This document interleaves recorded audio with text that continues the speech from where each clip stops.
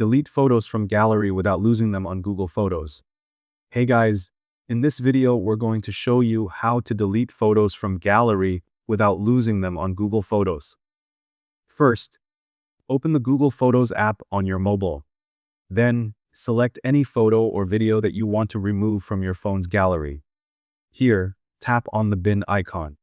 A message will appear saying the item will be deleted from your device and Google Photos library. Now, carefully read it and tap on OK. After that, another option will appear asking if you want to allow Google Photos to delete from your device. You can simply tap on Don't Allow so it only removes from your phone's gallery, but stays safe in Google Photos. Now go back and open Safari or any browser on your phone.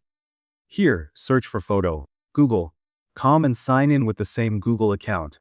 Once the page opens, you will still see your photo or video saved there.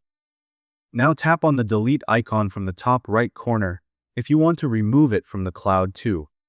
After that, go back and open the Photos app on your phone.